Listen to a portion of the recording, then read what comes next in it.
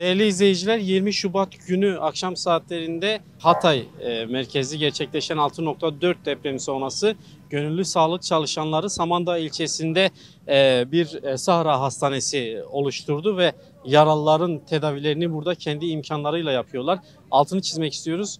Gönüllü sağlık çalışanlarının oluşturulduğu bir Sahra Hastanesi. Tabii yabancı ülkelerden gelen sağlık çalışanları da burada Samandağ'da gerçekleşen deprem sonrası yaralanan depremzedelerin yaralarını burada kendi imkanlarıyla sarmaya çalışıyorlar. Şimdi imkan bulabilirsek mikrofonumuzu burada çalışma yürüten sağlık çalışanı arkadaşlara yönelteceğiz. Gördüğünüz gibi hükümet yok. İsminiz, soy ismi neydi bebeğim? Yanımızda bir sağlık çalışanı, sağlık emekçisi arkadaş var. Kendisi Sakarya'dan Hatay Samandağ'ına gelmiş. Geçmiş olsun öncelikle. Şu ana kadar neler yaşandınız? Burada sağlık alanında ne tür sıkıntılar, sorunlar yaşanıyor? Bir organizasyon, koordinasyon eksikliği vardı ilk günden beri. Kesinlikle gönüllü gelen ve resmi olarak gelen ekipler de kimseyle birebir muhatap olamadılar. Sahada çalışan hiçbir ekibi göremedim ben. Samandağ ikinci geceden sonra geldim. Kendi sağlık ekibimi ve kendi kurtarma ekibimi kendim topladım. Geldim. İlk gece geldiğimde burada sahil güvenlik sadece çalışma yapıyordu. Sağlık ekipleri yoktu yanlarında. Gece mola vermek zorundaydılar. Çünkü günlerdir onlar çalışıyordu enkazda. Biz onlardan mesela malzemelerini kullanmayı talep ettik. Bütün sağlık çalışanları sahalara gönüllü olarak dağıldı. Enkazdan el yordamıyla çıkarabildiğimiz vatandaşlarımızı çıkardık. Ama ne götürebileceğimiz bir çadırımız vardı, ne içinde bulunabileceğimiz bir hastanemiz vardı. Büyük bir koordinasyon eksikliği vardı. Bir kaos hakimdi dediğim gibi. Bir vahşeti yaşadık ve yaşamaya da devam ediyoruz. Kaçıncı günündeyiz.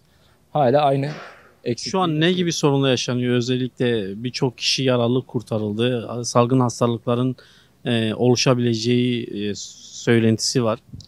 Şimdi şöyle, bölgede büyük oranda bir asbest riski var. Aslında en çok dikkat etmemiz gereken olay oydu. Ama şu anda sahada mobilize, bu durumu koordine edecek çalışan sağlıkçı kimse yok. Yani bizler gönüllü sivil toplum kuruluşlarından arkadaşlar, gönüllü gelen diğer sağlıkçı arkadaşlar ellerinde maskelerle insanlara bireysel olarak biz dağıtıyoruz. Bu bilinçlendirmeyi biz elimizden geldiği kadar yapıyoruz ama biz ne kadar yeterli olabiliriz? Biz kimlere ulaşabiliriz? Biz bunun kaydını tutabilir miyiz? Bunlar önemli şeyler.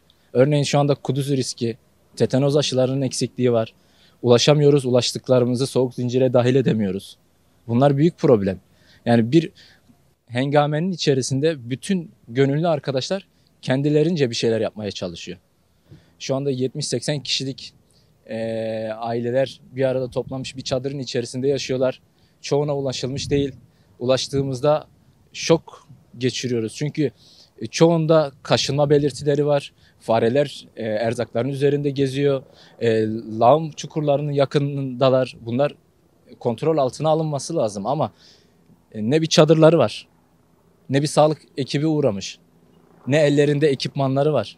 Yani duş alacaklar, bir şampuan dahi ellerinde yok. Nasıl bir temizlik, hijyen bekliyoruz? Nasıl bir bulaşı engelleyeceğiz? Biz bilemiyoruz açıkçası. Umarım daha iyi şekilde. Biz gün boyu Samandağ'da dolaştık. Birçok depremzedeyi gördük. Yaşam alanlarını gördük. Bunlar içinde yaralı olanlar var. Hastalar var, çocuklar var, yaşlılar var ve sürekli düzenli bir şekilde ilaç kullanması gereken hastalar da var. Fakat baktığımız zaman hepsi de şu an ciddi sorunlarla baş başa bırakılmış durumda. Son olarak şunu merak ediyorum. Yani ne kadarına yetişebiliyorsunuz? İnsanların çoğu sağlık hizmetine nasıl ve nereden ulaşacaklarını bilmiyorlar. Biz burada örneğin ilaç temini için bir revir oluşturduk. Günlerdir orada doktorlarımız ve eczacı arkadaşlarımız kontrollü bir şekilde vermeye çalışıyorlar. Burada kurduğumuz revirde hastanenin yükünü hafifletmek için ilk müdahaleyi burada yapıyoruz. Gönderebildiklerimizi devlet hastanesine gönderiyoruz. Ama insanlar dediğim gibi hem nereye gideceklerini bilmiyor Hem nerede ne hizmeti alacaklarını bilmiyor. Örneğin devlet hastanesine gittiğinde hangi hizmeti alabilecekler bilmiyorlar. Çünkü orası yeterli değil. Buraya geldiklerinde hangi hizmeti alabilecekler bilmiyorlar. Yeterli değil. Bu büyük bir tehlike arz ediyor ve halen ulaşamadığımız çok insan var. Çünkü korkudan kendi işlerine sindikleri için bir yere de çıkamıyorlar. Biz de sahada birebir dolaşamadığımız için onlara ulaşamıyoruz. Böyle bir sıkıntımız var bizim. Yani çoğu hastaya ulaşmış değiliz. Çoğu depremzedeye ulaşmış değiliz. Çoğu kolu kırılmış bir şekilde yazmasıyla bağlamış, evinde oturup sağlık hizmetinin ona gitmesini bekliyor ama yetkililer şu anda sahada değiller.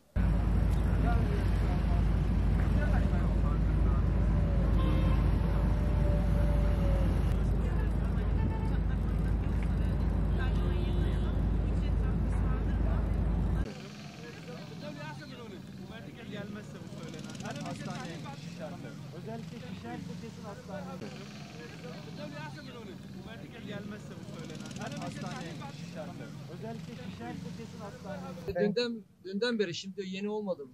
Dün Tamam. depremde It happened yesterday and a bit swelled already, he says. Okay. Is he allergic to anything? Alerjin var mı herhangi bir şey? No allergic. Okay. So I'm gonna be back with the ACE-RAP and the medicine and with this thing. Tamam, saracak ve ağrı kesici getirecekler sana. Hocam geçmiş olsun. Burada bir gönüllülük esası içerisinde herhalde kurulan bir sağlık hastanesi. Evet. Çalışmalarınız nasıl gidiyor? Ne durumdasınız?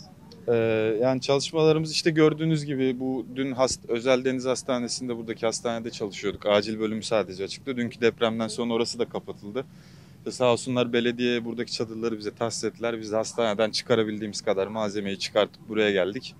İşte acil bu bölgedeki hastalara müdahale etmeye çalışıyoruz. Gün boyu ilçede dolaştık ve birçok yardıma ihtiyacı olan sağlık sorunu yaşayan depremzede var. Ulaşabiliyor musunuz? İmkanlarınız ne ölçüde bu durumda?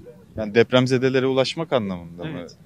Yani onların bize ulaşmasıyla ilgili bir durum hani çok orada koordine olabildik mi bilmiyorum. Biz sağa sola mümkün olduğu kadar haber verdik biz buradayız diye. İşte insanlar geliyorlar. Yani bizim ulaştığımız bir durum yok. Biz burada hani revir olarak sabit bir konumdayız. Onlar geliyorlar yani. Peki depremzedelerin yaralarını sarmaya çalışırken yaşadığınız eksikler, sorunlar var mı? Ya ilaç eksiklerimiz, şeylerimiz var. İşte onları sağ olsun halletmeye çalışan arkadaşlar da var. Burada birlikte çalıştığımız Türk hekimler var. Samandağlı aile hekimleri var. Onlar işte Fransa'dan birkaç tır ilaç gelmiş galiba. Onlarla ilgili bize geldiler, buradan ne lazım diye sordular. Onları getirecekler falan. O şekilde yani bu şartlar altında ne kadar olursa yapılmaya çalışılıyor işte. Çok teşekkür ediyoruz. Kolaylıklar diliyoruz. Olan can güvenliğini sağlar. Bir atalımımız var, bir çadır arıyor. Daha ne zaman valinin keyfi gelecek. Bizden beri bilmem. Diyecek bir şey yok, sözün bittiği yerde. 2 günden beri bir yatalak bir hastamız var, bir barındıracak bir yer yok. Bir binaya da giremiyoruz ama gelince merkezi hükümete dili olan konuşuyor. Konuşmakla olmuyor, yani bir iki tane makarnayla ekmek tamam geliyor yardım da zaten bu yardımlar da merkezi hükümetten de değil.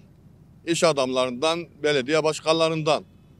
Ama konuşmak yeterli değil. Yani bu dili olan konuşuyor. 2 günden beri neymiş vali beyin keyfi ne zaman gelecekse. İlk önce canımızı kurtar da en azından yemekten yani bir iki gün, 3 gün bir insanoğlu yemeksiz kaldığı zaman ona bir şey olmaz. Evimize geçemiyoruz, çadır veremiyorlar, barınacak. Bırak o sağlıklı olanları, yatalak bir hastamız var. Ondan oraya gönderiyorlar. Sadece konuşmakla iş bitiyor. Yeterli değil bunlar. Yani millet artık kendinden bezdi. Diyecek artık bir söz bulamıyoruz ki. İhtiyaçlarınız neler? İhtiyaçları geç olunca can güvenliğimi sağla, ondan sonra ihtiyaçlara geliriz. İlk önce can, ondan sonra can. Yani şimdi ihtiyacımı verdikten sonra, can güvenliğimi korumadıktan sonra ben sağlıklı bir yerde, korunacak bir yerde kalmadıktan sonra, sen bana ihtiyacımı getirdikten sonra, onları yemedikten sonra ne anlamı var ki? Sen bana her şeyi getirmişsin ama onu yemek için tüketmek için yaşamadıktan sonra ne anlamı var? Çok geçmiş olsun. Sağ ol. Sağ olun. Hiçbir şey kalmadı benim. Bir şey kalmadı. Bir annem vardı, Perişan gözleri dışarıda. görmüyor. Bir çadırı bile Ben bulamıyorlar. çadırı bulamıyorum. Aç yatıyorum. evde acım. Anneme bir sokum yemek veremiyorum. Yok bir şey mi? Şu durumda yaşıyorum. Şöyle yaşıyorum. Bak burası televizyon, oraya sor. Böyle yaşıyorum ben. Görüyorsunuz, durumumu görüyorsunuz. Böyle yaşıyorum. Şöyle yaşıyorum. Yetkililerimiz nerede? Biz sokaktayız. İkinci depremde bütün her tarafı yıkıldı. Ayakta olan bir bina varsa hepsi de gitti. Allah rızası için gelsinler, yanımızda görsünler, ortaya çıksınlar. 3-5 tane ekmek göndermişler, 3-5 tane kıyafet göndermişler. Bizi böyle kandırmaya çalışmasınlar. Çoluk çocuk arabadayız. Yangın yeri burası, yangın yeri. Şu anda bizim yanımızda olması gereken insanlar olmalı yanımızda. Sadece kanallara çıkıp da böyle cayır cayır bağırmak değildir. Nerede konteynerler? Nerede çadırlar? Olmaz. Evimize geçemiyoruz, çadır veremiyorlar, barınacak ev. Bırak o sağlıklı olanları. Yatalak bir hastamız var, ondan oraya gönderiyorlar. Hatay'ın Samandağ ilçesinde günlerdir halk bir seferberlik halinde ve kendi yaralarını kendileri sarmaya çalışıyor. Aynı zamanda gönüllü ekipler, ilçeye gelen gönüllü ekipler depremzedelere yardımcı olmaya çalışıyor. 6 Şubat'ta gerçekleşen büyük deprem sonrası 20 Şubat akşam saatlerinde de 6.4 şiddetinde yeni bir deprem gerçekleşti ve Samandağ ilçe merkezinde birçok yıkıma yol açtı. Birçok kişi yaralandı. Yaralıların tedavilerini yapmak için gönüllü sağlık ekipleri hemen aynı günün akşamında bir Sahra Hastanesi kurdu. Sahra Hastanesi'nde bazı gönüllü sağlık çalışanlarıyla olup bitenleri sizlere aktarmaya çalıştık. Kısa bir program kapsamında. Arkamda gördüğünüz çadırlar gönüllü sağlık çalışanları tarafından kurulan çadırlar, onun altını çizmek istiyoruz. Burada kurdukları Sahra Hastanesi ile yaralılara anında müdahale etmeye çalışıyorlar. Depreme ilişkin aktarımlarımızı sürdüreceğiz.